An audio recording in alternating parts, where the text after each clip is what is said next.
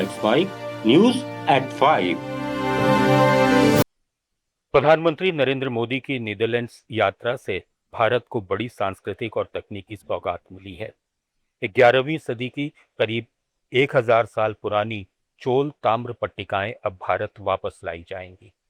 ये 21 बड़ी और 3 छोटी तांबे की प्लेटें हैं, जिनमें तमिल भाषा में चोल साम्राज्य का इतिहास दर्ज है। इनमें राजा राजेंद्र चोल प्रथम और राजा राजराजा चोल प्रथम से जुड़ी अहम जानकारियां मौजूद हैं। बताया जा रहा है कि 19वीं सदी में यूरोपीय व्यापार और रिसर्च के दौरान ये पट्टिकाएं विदेश पहुंच गई थीं। मध्य प्रदेश के धार की ऐतिहासिक भोजशाला में एएसआई की नई गाइडलाइन लागू होने के बाद रविवार सुबह पूजा अर्चना शुरू हो गई। बड़ी संख्या में श्रद्धालु मां वाग देवी के चित्र लेकर भोजशाला पहुंचे और विधि विधान से पूजा की। गर्भगृह को रंगोली से सजाया गया और अखंड ज्योत स्थापित की गई। सूर्योदय के साथ ही मंत्रोच्चार शुरू हुआ और श्रद्धालुओं ने भक्ति भाव में नृत्य कर उत्साह जताया। इससे पहले शनिवार शाम केंद्रीय राज्य मंत्री सावित्री ठाकुर और संत महामंडलेश्वर निसर्ग दास ने भी पूजा अर्चना की। प्रशासनिक अधिकारियों ने भी मौके पर पहुंचकर व्यवस्थाओं का जायजा लिया। मुख्यमंत्री मोहन यादव ने कहा कि भोजशाला को उसके पुराने वैभव के साथ विकसित किया जाएगा, जिससे ज्यादा से ज्यादा श्रद्धालु यहां दर्शन के लिए पहुंच सकेंगे। इधर कांग्रेस सांसद दिग्विजय सिंह ने कहा कि भारतीय पुरातत्व सर्वेक्षण का संरक्षित स्मारक किसी भी तरह से पूजा अर्चना का स्थान नहीं हो सकता। उन्होंने दावा किया कि एएसआई की रिपोर्ट में ये साफ है कि स्थल पर किसी मंदिर के होने के पुख्ता सबूत नहीं मिले हैं। ये आर्कियोलॉजिकल सर्वे ऑफ इंडिया की और एएसआई का जो मॉन्यूमेंट प्रोटेक्टेड होता है, वहां पूजा स्थल नहीं होता है।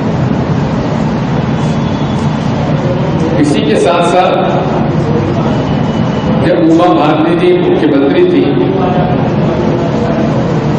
तो शासकीय वकील उस समय जो थे सुरेंद्र महाजन जी के पति, उन्होंने आर्कियोलॉजिकल सर्वे ऑफ इंडिया की रिपोर्ट दी थी, जिसमें इस बात का उल्लेख किया गया था कि भोजशाला में कहीं भी मंदिर होने के प्रमाण नहीं मिले। ये बात है 2004 से 2006 के बीच की। उसका ऑर्डर की कॉपी भी हमारे पास है।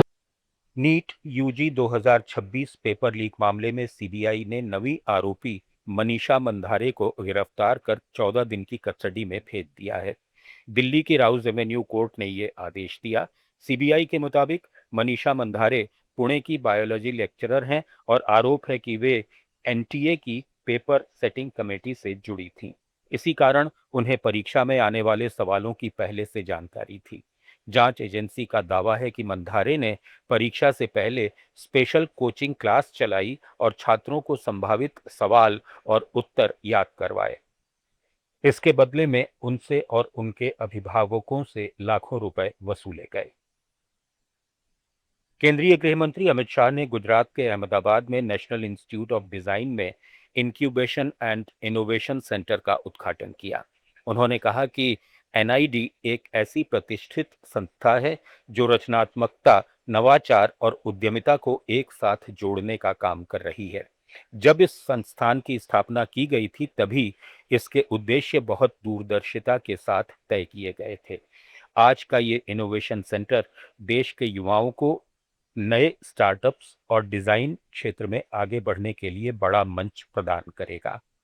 एनआईडी के गांधीनगर परिसर में इंक्यूबेशन और इनोवेशन सेंटर, आज इसका उद्घाटन हुआ है। एनआईडी एक प्रकार से